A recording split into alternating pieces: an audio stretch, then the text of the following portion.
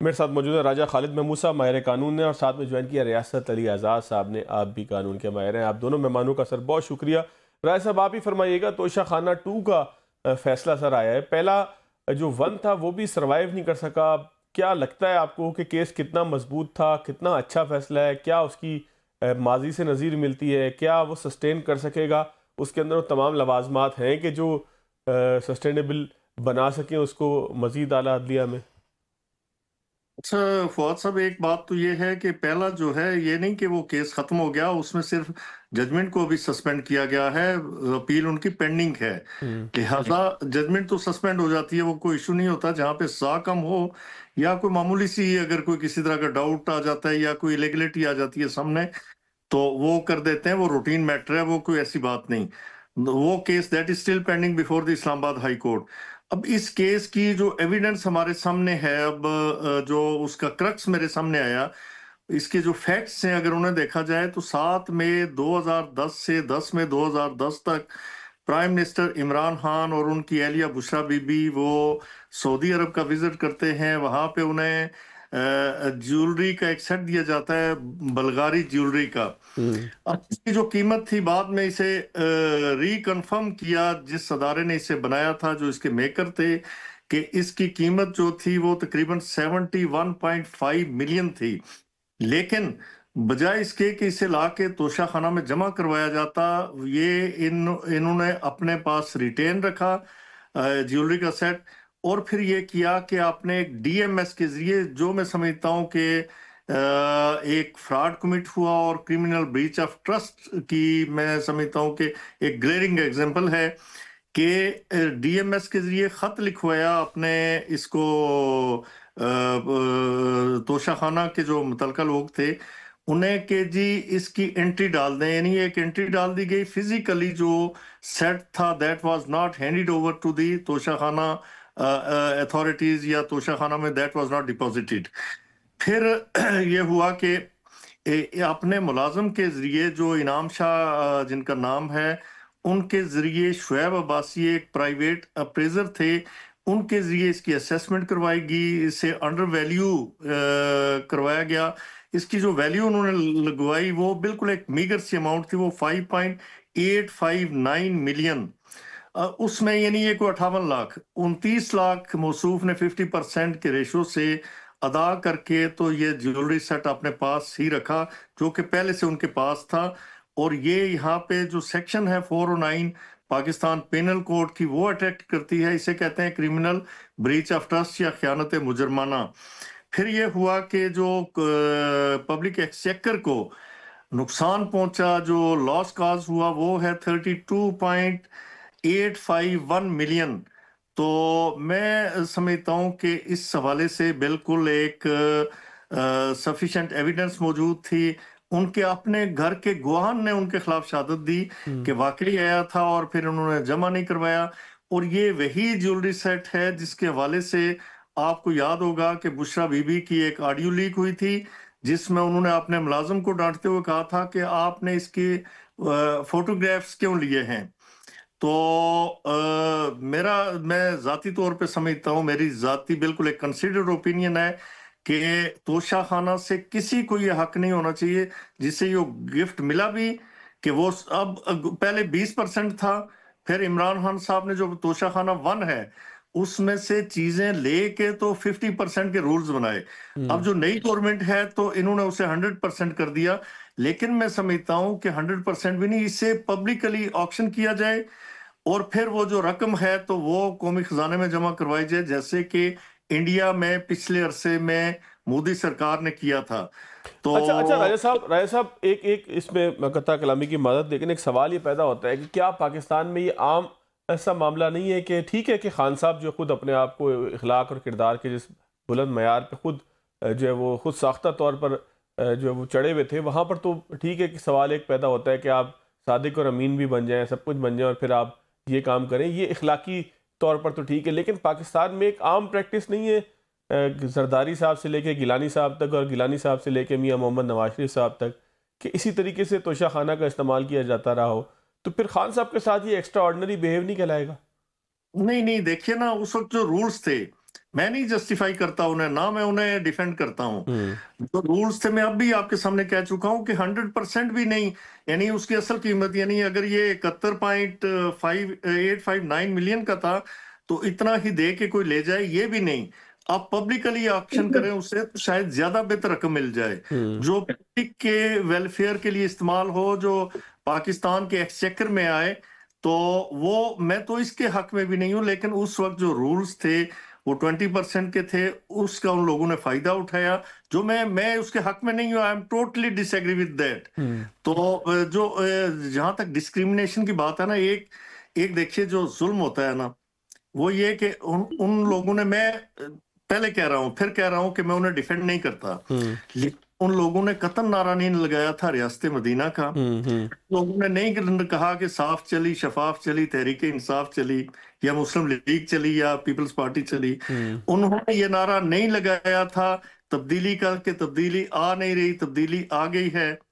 अच्छा, उन्होंने ये नारा नहीं, वो तो मिसालें देते थे कि जी इस तरह का तोशाखाना से दुनिया भर की मिसालें देते थे कि गिफ्ट मिला तो उसने एम्बेजलमेंट की और उसे ये सजा हुई। वो तो एक रोल मॉडल, और आप तसव्वुर करें कि रियासत मदीना का तसव्वुर क्या था। खान साहब महात्मा तो थे, इसमें तो कोई शक नहीं है, लेकिन मैं यही अर्ज कर रहा हूँ ना कि सर इसमें डिस्क्रिमिनेशन कहीं ऐसा तो नहीं है कि बाकी सबको, जिनको महात्मा, खान साहब को महात्मा ना करार दे के देते हो, उनके लिए भी मैं इस सवाल के ऊपर मजीद मैं जरूर आपसे बात करूंगा। ज़ाहिर है आप भी इस बात से मुत्तफिक है कि अगर किसी और ने भी कुछ किया है तो वो भी उतना ही जो है वो कसूरवार है। रियासत साहब को जरा मैं शामिल कर लूं। रूल्स देखें ना, पता है क्या, वहां पे रूल्स इजाजत देते थे, यहाँ पे जो रूल्स हैं ये है procedure of acceptance and disposal of gifts 2018 का। आपने उसकी वायलेशन में, फिर जो एक इंपॉर्टेंट बात ये ज़हन में रखें कि आपने एक चीज खजाने में उसमें जमा करवानी थी, तोशाखाना में, वो जमा नहीं करवाई, फिजिकली जमा नहीं करवाई, ये क्रिमिनल ब्रीच ऑफ हवाला कर दिया ना, ये हवाला हो गया ना। अब जरा मैं आता हूँ, मैं राजा साहब, जरा रियासत साहब सर आप फरमाइएगा, आपको मेरिट आपको नजर आ रहे हैं केस के? खान साहब को बहुत ज्यादा सजा दे दी गई है, बहुत कम सजा दे दी गई है, बहुत अच्छी सजा दे दी गई है, सस्टेन करेगा, फैसला नहीं करेगा? राजा साहब जो पूरी एक उसकी एक बेस बता रहे हैं, उसके काफ़ी हद तक तो मेरा ख्याल है इत्तेफाक के बगैर आप भी नहीं रह सकेंगे। लेकिन कौन सी ऐसी चीज़ें कि जिनसे इत्तेफाक आप नहीं करते कि तोशाखाना के केस के हवाले से? बिस्मिल्लाहिर्रहमानिर्रहीम। सबसे पहले मैं राजा साहब की उस बात से शुरू करूंगा जिसमें उन्होंने फरमाया है कि जो तोशाखाना 1 है उसके अंदर सजा सस्पेंड होगी, ये रूटीन मैटर है। छोटा सा भी कोई इशू हो तो उस पर यह सजा सस्पेंड हो जाती है। तो ये जो इमरान खान का 190 पाउंड मिलियन केस है, उसके साथ 426 की दरखास्त लगी, वो केस आज तक फिक्स नहीं हुआ। सस्पेंड होना तो बहुत दूर की बात है, ये रिकॉर्ड की बातें हैं। ठीक है, रायत साहब के कहने से कानून नहीं बदल सकता। दूसरी बात यह है कि इसके अंदर एक बहुत बड़ा फला इस लॉ के अंदर 2018 सुप्रीम कोर्ट 595 शुगरा बीबी केस है, जिसके अंदर है कि एक वकूए की एक FIR हो सकती है। तो तोशाखाना 1 अब 2 बना दिया है, कल को 3 बना देंगे, कल को 4 बना देंगे, ये तो लामुतनाई सिलसिला जारी रहेगा। लिहाजा ये जो केस दर्ज किया गया है ये उस सुप्रीम कोर्ट की जजमेंट के मैंडेट की वायलेशन में है। तीसरी बात है कि जो आर्टिकल 25 है कि वो ये कहता है कि every citizen of Pakistan is equal before law, nobody is above the law, discrimination नहीं होगी। तो राजा साहब फरमा रहे हैं कि जी मैं उनको डिफेंड नहीं करता। अगर डिफेंड नहीं करता तो उनके ऊपर FIR क्यों नहीं हुई पीपल्स पार्टी वालों पे और मुस्लिम लीग नून के जो जिन लोगों ने वहां से, उन्होंने तो पता नहीं क्या क्या, वो तो बेड शीटें भी ले गए हैं, एक इमरान खान ही क्यों? और दूसरी बात, राजा साहब ने 406 की बात की, ये 406 बनता, 406 कैसे बनता है भाई? 406 सुने, he who has been interested with property and having the dominion over that property and then that has been misappropriated, 406 तो ये बनती है। राजा साहब की बात को अगर मैं ले लूं कि जी उन्होंने अपने पास रखी लेकिन तोशाखाना को एक इंटीमेशन दे दी, तो ना इंट्रस्टमेंट है, ना डोमिनियन है, ना मिस एप्रोप्रिएशन है, प्रॉपर्टी तो वहां पे मौजूद है। और फिर अगली बात आ जाए कि आप कहते हैं कि ये जैसे ट्रायल हो रहे हैं आर्टिकल 10A, ये तो सरीहन वायलेशन है 10A की, और ये जो जजमेंट्स जैसे आ रही हैं, स्टीरियोटाइप सजाएं लिखी हुई आ रही हैं, मैं तो बीइंग स्टूडेंट ऑफ लॉ कभी भी इसके पीछे नहीं खड़ा हो सकता। और अगर ये कहा जाए कि ये केस आप डिफेंड करे तो मैं तो कभी भी इसको डिफेंड नहीं करूंगा, क्योंकि देखिए जब तक हजरत उमर फारूक रजी अल्लाह ताला अन्हो की मिसालें राजा साहब दे रहे हैं, तो ये हजरत उमर फारूक रजी अल्लाह ताला अन्हो की जो मिसाल है ये इमरान खान पे सिर्फ लगती है, किसी और लीडर पे नहीं लगती। दीन तो सबके लिए कि ईमान तो सबके लिए कि खलीफा तो वो सबके हैं, तो इन पे क्यों नहीं लगता? ये अबदी ला है, ये आसमान से उतरे हैं, ये पैगंबर है, इनको वही नाजल होती है कि इनके ऊपर आप नहीं कर सकते। भाई ये भी पाकिस्तानी शहरी है, इन्होंने भी वही जुर्म किया है और इमरान खान और बुशरा बीबी को आपने फिक्स किया हुआ है। तो मैं समझता हूं कि इस केस के अंदर 1% भी जान नहीं है कि ये सस्टेन कर सके वहां पे। और इस फैसले के अंदर जो एविडेंस है, जिस तरह से गवाहों को राजा साहब कह रहे हैं, जो उसके अपने मुलाजमों ने, और राजा साहब आप भी शहादत देने के लिए तैयार हो जाए, आपको 1 मिनट की बात है, आप भी देने के लिए चले जाएंगे शहादत, ये मयार है। ये जहांगीरी साहब का केस देखे ना, पहले अच्छा, जहांगीरी रियासत साहब साहब की इसमें हुकूमत में वो एडवोकेट जनरल, उनकी हुकूमत में वो जज बने, शायद खकान अब्बासी के वो वकील रहे, वो एहसन इकबाल के वकील रहे, उन्होंने किस केस को डिफेंड नहीं किया, एस्टेब्लिशमेंट के किन केसेस में वो पेश नहीं हुए। लेकिन जब उन्होंने भी कह दिया कि मैं अपने हल्फ की खिलाफ वर्जी नहीं करता, तो उनकी डिग्री जाली हो गई है, उसको कहते हैं इनवैलिड है, इरेगुलरिटीज है और ये डिस्क्रिपेंसीज है और फलावला। राजा साहब कानून नवाज शरीफ के दौर में भी यही था, जुल्फकार अली भुट्टो शहीद के दौर में भी यही था, आज इमरान खान के दौर में भी यही है। लेकिन मुझे बीइंग स्टूडेंट ऑफ लॉ हक की बात करनी है, मेरिट की बात करनी, कानून की बात करनी। रियासत साहब एक चीज में और ऐड कर लीजिएगा कि वजीर इत्तलात हमारे जो हैं वो खुद भी वकील हैं, वो ये कहते हैं कि सजा का इत्तलाक इस पुरानी सजा के खत्म होने के बाद होगा, यानी कि 190 मिलियन की जब सजा खत्म होगी तो फिर इसका इत्तलाक। सर ऐसा होता है क्या? अल्लाह ताला रहम फरमाए। अगर हमारे वजीर इत्तलात जो आप वकील भी कह रहे हैं, अगर उनकी ये है, ये जो 2 सजाओं की किस्में होती है, एक होती कंसेक्टिव और एक होती कंकरेंट। कोई भी सजा कंसेक्टिव नहीं होती। उन मौसूफ ने ला तो कर लिया होगा, शायद प्रैक्टिस नहीं करते मेरे इल्म के मुताबिक, अगर प्रैक्टिस करते होते तो शायद वो ये बात ना करते। तमाम सजाएं कंकरेंट होती हैं, यानी उसी वक्त से तमाम की तमाम सजाएं शुरू होती है। आज ये हुई, यहाँ से ये भी शुरू हो जाएगी और इसके अंदर 382B CRPC का फायदा भी इनको दिया जाएगा कि जो अरसा हवालात है वो उसके अंदर इंक्लूड होगा। मैं जरा राजा साहब की तरफ आऊंगा। राजा साहब को कहते हैं, रियासत साहब कहते हैं कि 1% भी ये मेरिट है ही नहीं, इसका मतलब ये सस्टेन ही नहीं करेगा, बिल्कुल ही बोगस किस्म का फैसला है। और फिर बात तो सब दुरुस्त है ना, लोग सवाल करते हैं कि बाकी सबको नहीं पकड़ा गया, फिर ये जो नुक्ता वजीर इत्तलात ने उठाया है, क्या ये लाइल्मी का उनकी नतीजा है या वाकई कानून ये कहता है, क्या मामला है सर? एक बात तो ये मैं बड़ी माजरत के साथ, और अब मैं तवक्को रखूंगा कि मुझे इंटरप्ट नहीं करेंगे रियासत अली आजाद साहब। एक तो शायद इन्होंने केस ही नहीं पढ़ा, इसमें 406 ये पढ़ रहे हैं आपके सामने, 406 नहीं लगी, 406 उन पे लगनी भी नहीं।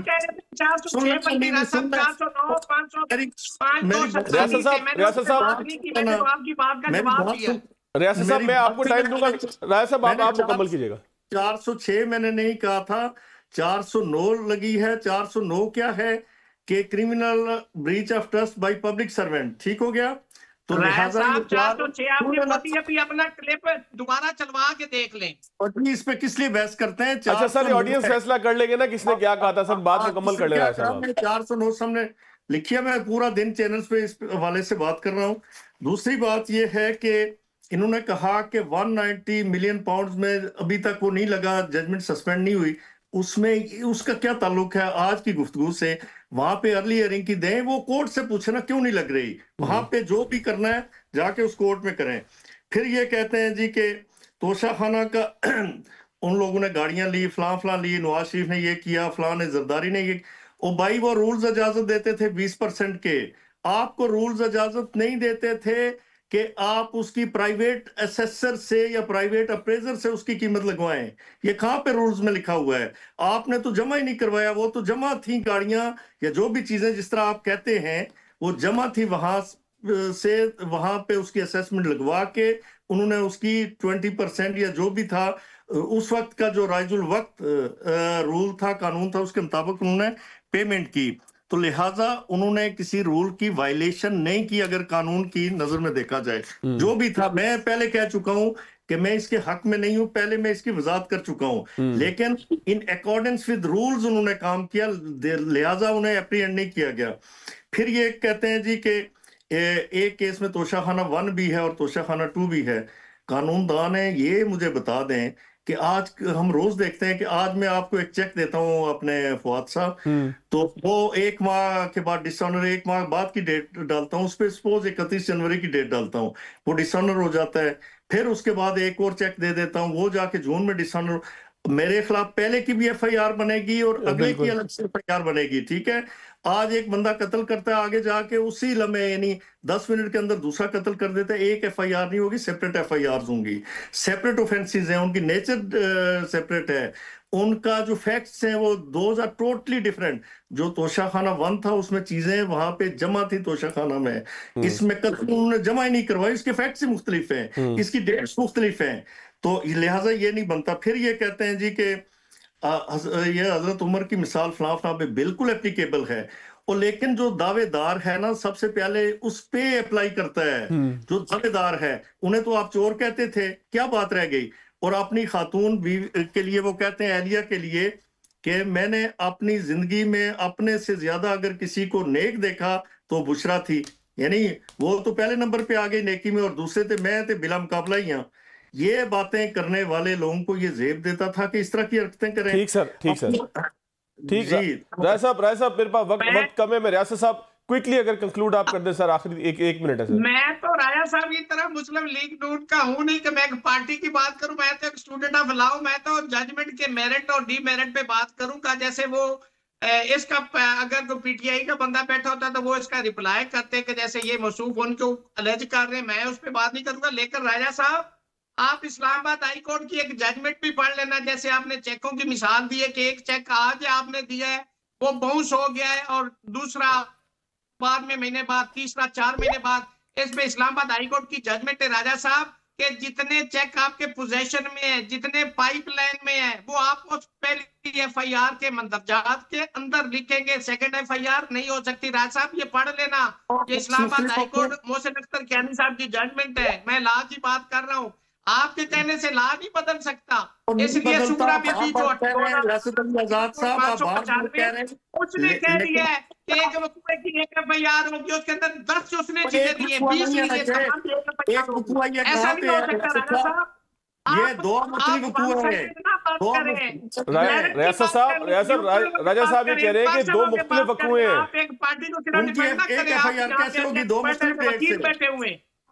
चले सर, ये कानूनी बहस है, फिर किसी और मौके पे इसको तफसील से जरूर बात करेंगे। कानूनदान का होना जरूरी है ना, कानूनदान को बुलाएं जी। आज के लिए इतना ही, आप दोनों मेहमानों का शुक्रिया। एक ब्रेक लेंगे, ब्रेक के बाद आगे की तरफ चलेंगे। ब्रेक के बाद खुशामदीद, मेरे साथ मौजूद है Mehar Ali Shah, interest water commissioner है पाकिस्तान की तरफ से। मैं साहब बहुत शुक्रिया सर आपके वक्त का। शाह साहब ये फरमाइएगा कि इस वक्त सूरत हाल क्या है, क्या हम ये समझ सकते हैं कि पाकिस्तान को मौजूदा हालात में या आज के दिन तक कोई फ़र्क पड़ा है इंडस वाटर ट्रीटी के मुअत्तल होने का? देखिए, इसमें एक तो ये है कि ये लफ्ज़ मुअत्तल शायद उस तरह से एग्जैक्ट वर्ड नहीं है जो इंडिया की तरफ से अनाउंस किया गया है। वो ये किया गया है कि Indus water treaty shall be held in abeyance, और ये उन्होंने जो 24 अप्रैल 2025 का एक मरासला था उसके तहत हमें आगाह किया इसके बारे में। अब ये हेल्ड इन अबेंस का जो वर्ड है, इसको अगर हम देखते हैं तो कहीं इसकी इंटरनेशनल लॉ के अंदर ये वर्ड कहीं पे अवेलेबल नहीं है। तो इस हवाले से जो चीज़ अलबत्ता वाज़े है वो ये है कि इंडिया की तरफ से इंडस वाटर ट्रीटी के तहत जो अपनी ऑब्लिगेशंस को फुलफिल करने की एक रिक्वायरमेंट है, वो उसमें एक बड़ी विजिबल नॉन कोऑपरेशन है, जिसके अंदर जो ये सीधा चीज़ें मैं अगर आपसे शेयर करूं तो इस हवाले से इंडियन साइड अपनी ऑब्लिगेशंस के तहत पाकिस्तान के साथ किसी किस्म का डाटा एक्सचेंज नहीं कर रही। इंडियन साइड की ऑब्लिगेशन है कि वो पाकिस्तान के साथ परमानेंट इंडस कमीशन की सतह के ऊपर मुज़ाकरात करे, मीटिंग्स करे, वो मीटिंग्स मुअत्तल हैं। इसके अलावा पाकिस्तान का राइट है और इंडिया की ऑब्लिगेशन है कि उन्होंने जनरल टूर्स ऑफ इंस्पेक्शन और स्पेशल टूर्स ऑफ इंस्पेक्शन करवाने होते हैं, तो वो भी नहीं है। और इसके अलावा इंडियन साइड जो है वो ऑन गोइंग जो इस वक्त प्रोसीडिंग्स चल रही हैं कोर्ट ऑफ आर्बिट्रेशन के अंदर, वो भी उनकी तरफ से वो उसमें पार्टिसिपेशन नहीं हो रही। तो इस हवाले से हम जो है मजीद जब हम देखते हैं तो जो ये टेंजिबल टर्म्स में वायलेशंस हैं उसके अंदर 3-4 वायलेशंस जो हैं वो काबिल ज़िक्र हैं। उसमें एक ये है कि इंडियन साइड की तरफ से मई के महीने में 2 मरतबा चनाब रिवर के फ्लोज के अंदर सिग्निफिकेंट मैनिपुलेशंस की गई हैं, जिसको हमने इंडिया के साथ टेकअप किया according to the framework of the Indus water treaty. और तीसरी मरतबा रिसेंटली अभी ये दिसंबर में 7 और 8 दिसंबर की दरमियानी शब में हमें पहले पानी के बहाव में इजाफा देखा हमने, जो कि पिछले 10 सालों के मैक्सिमम फ्लो से को 5 से 6 गुना ज़्यादा था, यानी तकरीबन 58-59 हज़ार क्यूसेक था।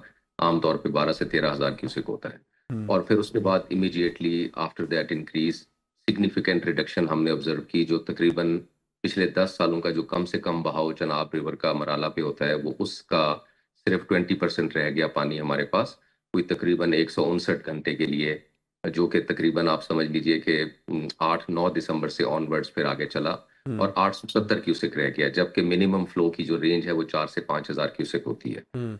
ये जब ये मैटर हमारे सामने आया अभी रिसेंटली, तो इसको हमने पहले अपने तौर पे कंफर्म किया कि क्या ये नेचुरल रीजंस की वजह से है या आप इंडियन साइड ने इसके ऊपर कोई कुछ ऐसी वो इंटरवेंशंस की हैं जिसकी वजह से ये सूरत हाल पैदा हुई है।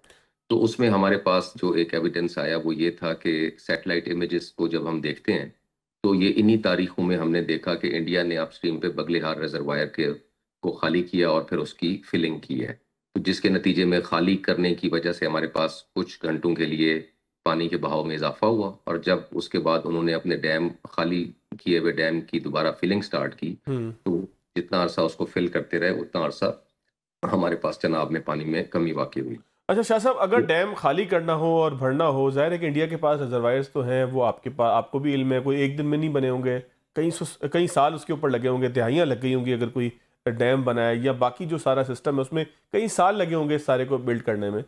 तो अगर ये जो है वो हम समझते हैं कि इंडस वाटर ट्रीटी जो है वो अपनी ऑन फील्ड होती, प्रॉपर ऑन फील्ड होती, अभी तो किसी एक आप समझ लें कि उसको गुमगू कैफियत के अंदर है, अगर प्रॉपर ऑन फील्ड होती तो क्या वो डैम भर सकते थे, क्या वो डैम खाली कर सकते थे, किस तरीके से, पहले क्या मैकेनिज्म था, थोड़ा सा समझाएं, क्योंकि आमतौर पर तो ये एक रूटीन थी तो लोगों को पता नहीं था इस हवाले से, लेकिन ये भी तो कहा जाता है कि बहुत तवील अरसे से भारत इसकी खिलाफ वर्जी कर रहा था।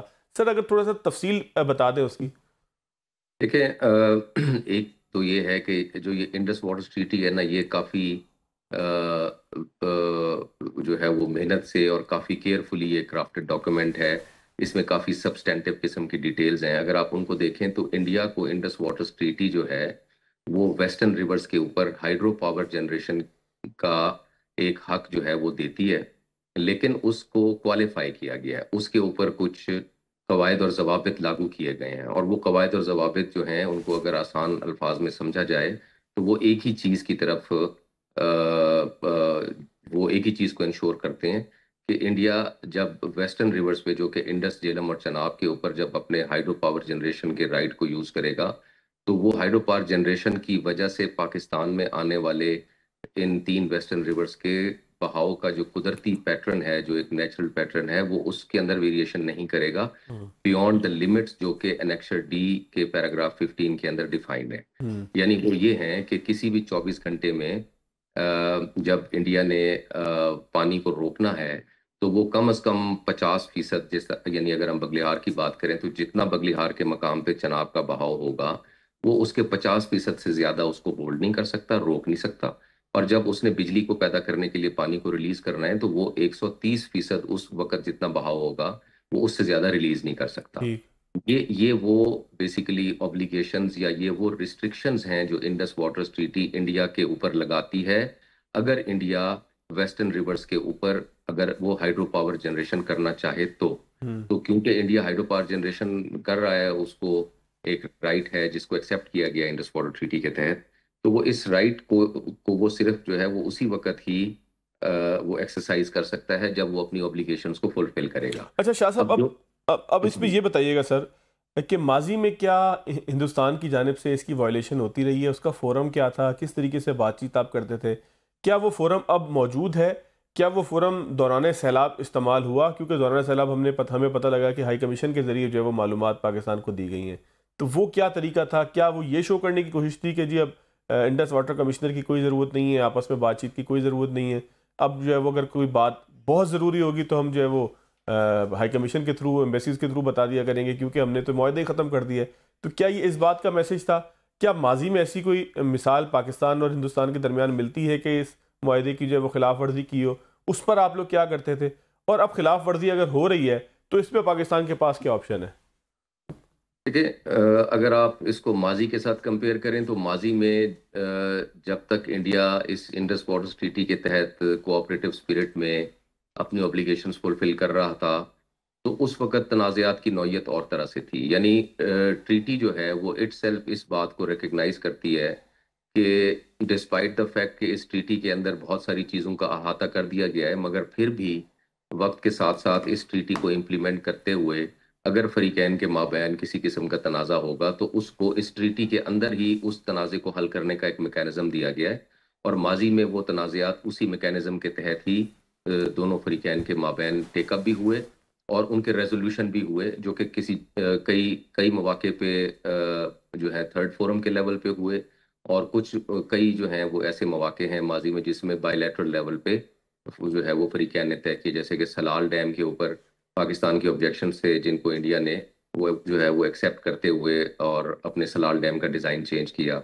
इसी तरह पाकिस्तान और इंडिया के बीच में उड़ी 2 के और चुटक के दो ऐसे मंसूबे थे जो कि जेहलम और अपना इंडस के ऊपर थे, वो भी बायलैटरल लेवल के ऊपर रिजॉल्व हुए कमीशन लेवल पे। बगलिहार की अगर हम बात करें तो बगलिहार का मैटर थर्ड फोरम पे गया और थर्ड फोरम में न्यूट्रल एक्सपर्ट ने एक फैसला दिया 2007-8 में, वो फैसला भी बाइंडिंग था।